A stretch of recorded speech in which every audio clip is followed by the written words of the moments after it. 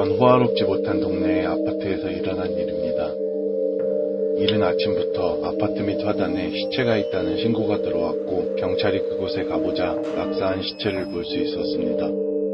경찰은 사건을 파헤치기 위해 조사를 시작하였고 그녀의 메모나 다이어리와 같은 필체로 적혀진 유서와 아파트 1층 계단부터 그녀의 집인 4층까지 이어지는 혈흔, 이 두 가지 가장 어울리지 않는 단서를 발견하였고 때문에 사건은 미궁으로 빠졌으며 시체 부검을 의뢰했습니다. 결과가 나오길 기다리는 형사들은 이 미스테리한 사건의 진상에 대해 서로의 의견을 토로하고 있을 때였습니다. 한 새내기 형사가 말하였습니다. 전 타살이라고 생각하는데요. 일단 피해자를 협박하는 겁니다. 편지 한 장만 쓰면 살려주겠다고. 긴가민가 하지만 살고 싶은 마음에 글을 쓰게 되고 편지의 마지막 줄, 자신의 이름을 적으라고 할 때 피해자는 그때 알아차린 겁니다. 자신을 죽일 거란 걸. 피해자는 도망쳤고 1층에서 붙잡혀버린 거죠. 그 과정에서 피해자는 사망했고 자살로 위장하기 위해 피해자의 집인 4층까지 끌고 올라가 던져버린 거죠.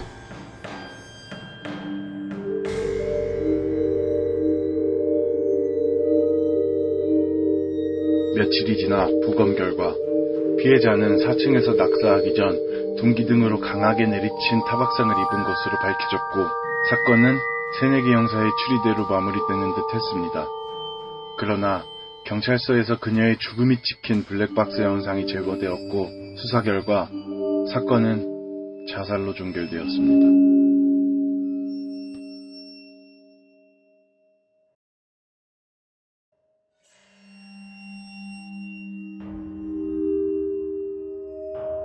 그녀는 유서를 쓰고 자살 위에 뛰어내렸습니다. 하지만 그녀가 선택한 층은 인간이 죽기에 충분한 높이가 아니었 그녀는 죽지 못하였습니다.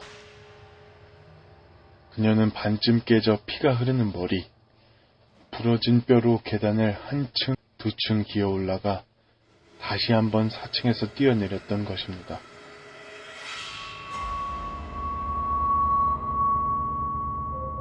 무엇이 그녀를 이토록 죽음으로 내몰았을까요?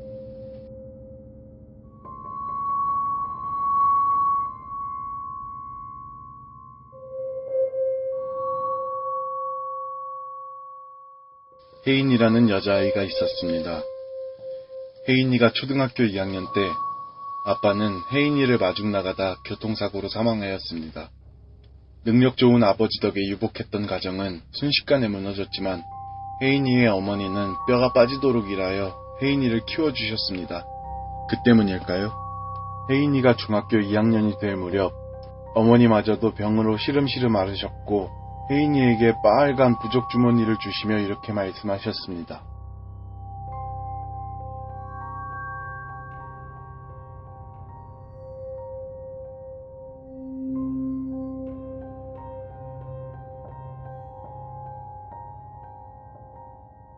라는 말을 유언으로 혜인이 곁을 떠나셨습니다.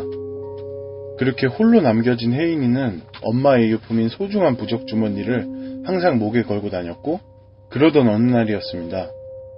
혜인이는 사실 중학교에서 왕따를 당하고 있었고 그날은 기분 나쁜 부적 주머니를 가지고 다니는 년이라는 놀림을 받았습니다. 소중한 엄마의 유품이기에 혜인이는 처음으로 화를 냈고 그것을 놀리던 여자아이는 되려 궁금해진 것입니다. 짓궂은 여자아이는 부적주머니를 빼앗으려 잡아당겼습니다. 때문에 부적주머니는 찢어졌고 그 안에서는 쪽지 하나와 손톱 그리고 머리카락이 후두두둑 떨어졌습니다. 혜인이를 포함한 모두가 입을 다물지 못하고 있을 때 짓궂은 여자아이가 쪽지를 주워 읽어보더니 얼굴이 새파랗게 질렸답니다. 그날 밤 혜인이는 자살하여 세상을 떠났습니다. 사실 혜인이의 어머니는 돌아가시기 전 혜인이에게는 말 못할 정신병마저 앓고 계셨다고 합니다.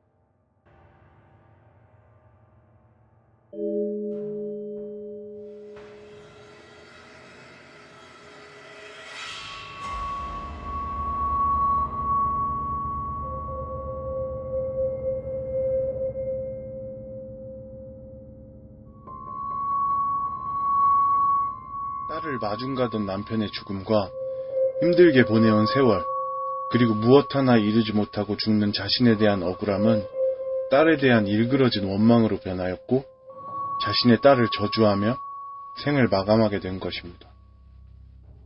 그 사실을 알게 된 혜인이는 인간으로서 감당하기 힘든 충격에 자살을 선택하고야 말았습니다.